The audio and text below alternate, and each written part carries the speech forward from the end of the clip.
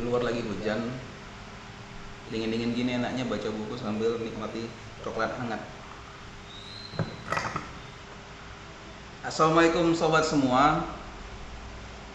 Malam ini ketemu lagi bersama saya Rizal di Let's Talk.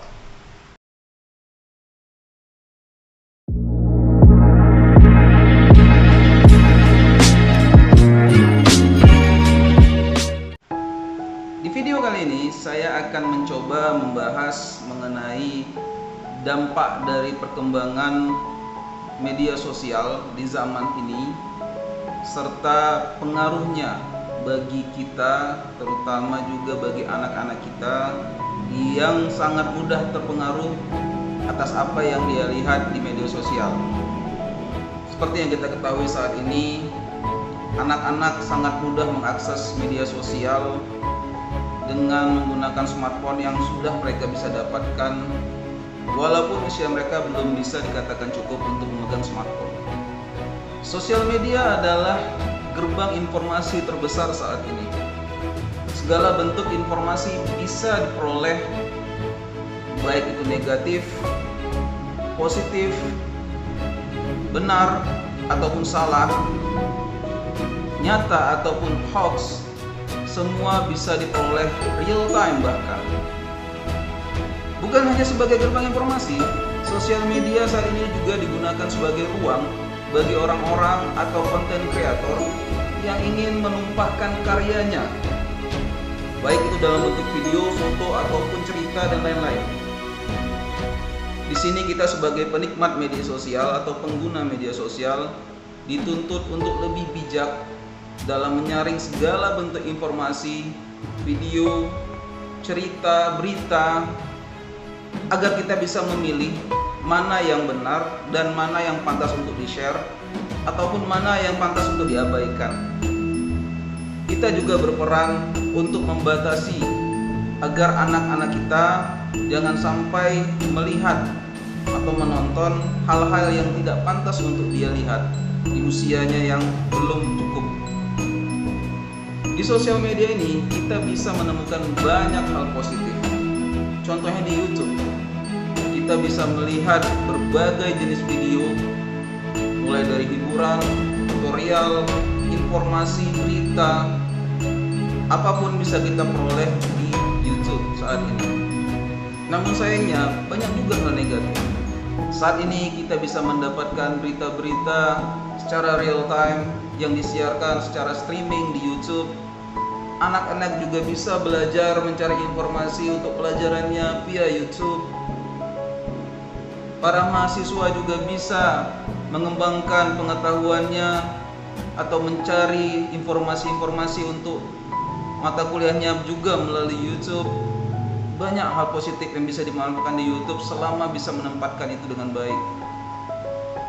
Dan di sini juga dituntut peran para konten kreator agar bisa lebih bijak dalam menghasilkan karya. Sayangnya begitu banyak konten kreator yang menghasilkan karya yang cenderung negatif, yang lebih mementingkan pundi daripada dampak positif dari karya yang dihasilkannya. Ini membuat kita sebagai orang tua ekstra hati-hati dalam membatasi ruang pandang anak-anak kita untuk menghindari informasi yang buruk diterima oleh mereka. Saya cukup resah dengan apa yang saya lihat belakangan ini di salah satu aplikasi. Begitu banyak video-video bermunculan dari orang-orang berorientasi seksual menyimpang. Saya sangat terkejut karena hal seperti itu bukanlah tadi hal tabu untuk diungkapkan. Mereka secara vulgar menunjukkan video-video mereka, kemesraan-kemesraan mereka di media yang anak-anak sekalipun bisa mengaksesnya. Ayolah, mencari pundi tidak seperti itu. Banyak hal yang lebih baik tanpa merusak moral. Mulai dari satu orang yang dengan gamblangnya, dengan yakinnya dia menampakkan video-video kemesraannya bersama sesama jenisnya, dan lalu bermunculan video-video lain, orang-orang lain yang dengan yakinnya juga memperlihatkan atau mempertontonkan aktivitasnya bersama sesama jenisnya. Ini hal yang sangat meresahkan. Tentunya bagi anak-anak kita yang juga bisa mengakses video tersebut.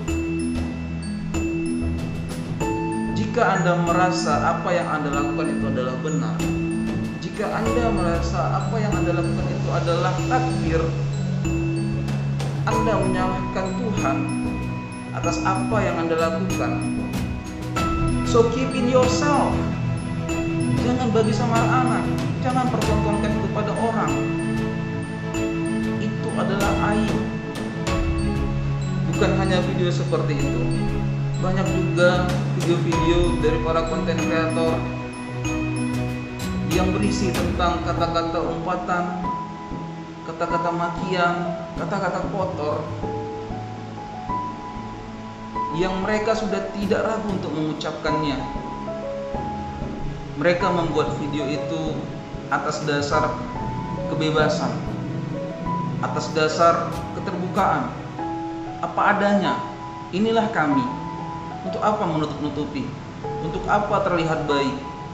Bahkan seorang konten kreator yang merupakan juga artis terkenal juga tidak ragu untuk membuat video dengan isinya yang cukup vulgar, dengan kata-kata kasar, dengan bahasa-bahasa yang kotor.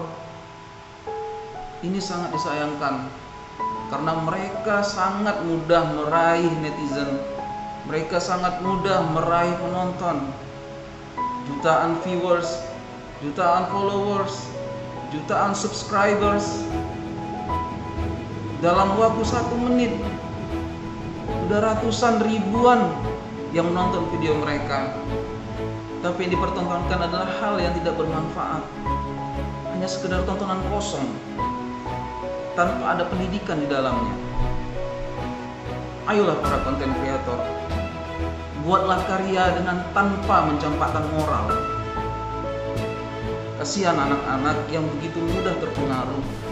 Kasihan juga orang tua yang sudah berusaha menjaga mereka, membatasi ruang pandang mereka agar tidak melihat hal-hal yang tidak pantas. Namun pada akhirnya kalian merusaknya. Sekuat apapun orang tua dalam membatasi ruang pandang anak-anak di media sosial ini, tetap ada celah yang mana mereka bisa masuk ke dalamnya. Dan itu bisa jadi jurang buat mereka untuk hancur. Dan Anda bisa jadi yang bertanggung jawab atas itu. Untuk para orang tua, cobalah untuk lebih bijak dalam memberikan akses atas media sosial kepada anak. Di gadget-gadget saat ini, baik itu di smartphone ataupun laptop, ada fasilitas-fasilitas yang berfungsi untuk membatasi ruang gerak anak-anak dalam mengakses media sosial. Kita bisa memanfaatkan itu, tapi pada dasarnya anak-anak belum pantas untuk diberikan gadget atau smartphone di usia mereka di bawah 12 tahun.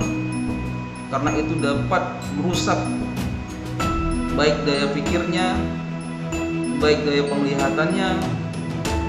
Maka usahakanlah untuk memberikan akses penggunaan smartphone ataupun gadget itu di usia 12 tahun ke atas.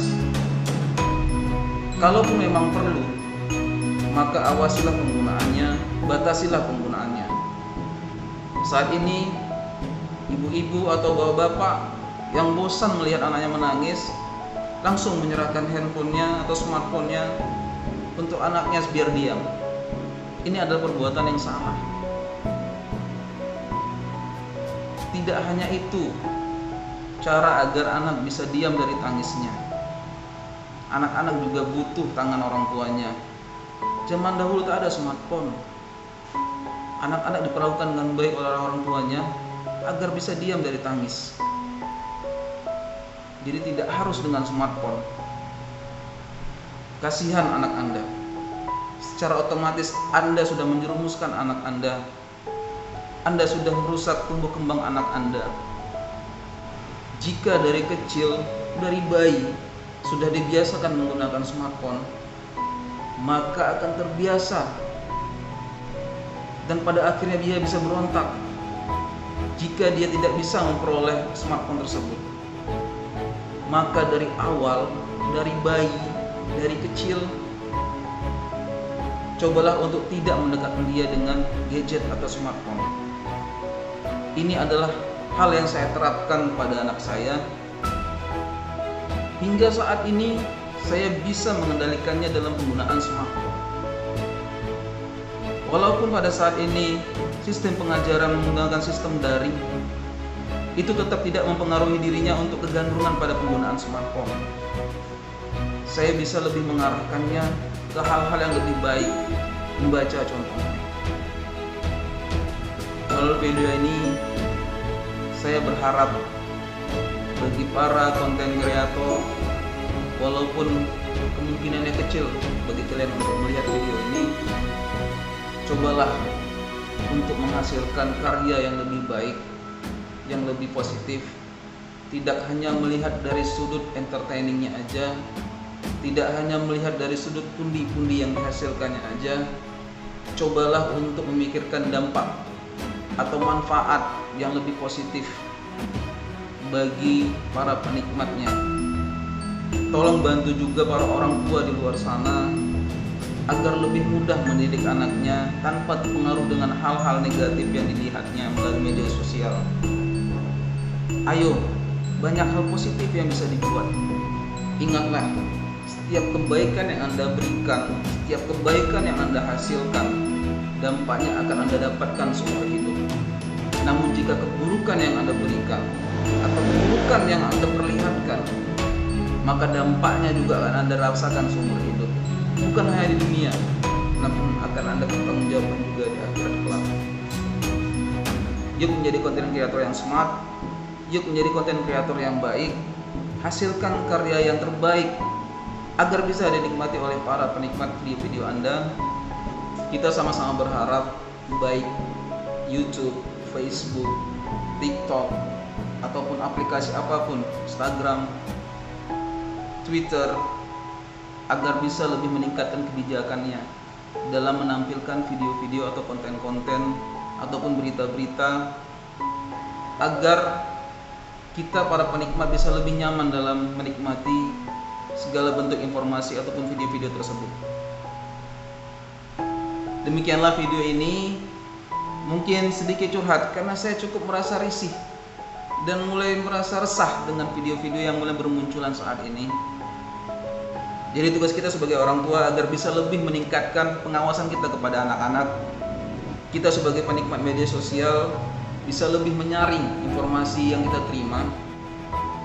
Dan bagi para konten kreator, jika tidak mampu memberikan hasil yang baik atau dampak yang baik, maka setidaknya janganlah memberi dampak yang buruk yang sifatnya akan merusak. So, tungguin terus channel ini. Jangan lupa subscribe dan share video ini jika dianggap bermanfaat. Tinggalkan komentar kalian di bawah. Mohon kritik dan sarannya agar saya bisa lebih meningkatkan kualitas saya dalam membuat video. Demikian, wassalamualaikum. Thanks for watching and see you in next video.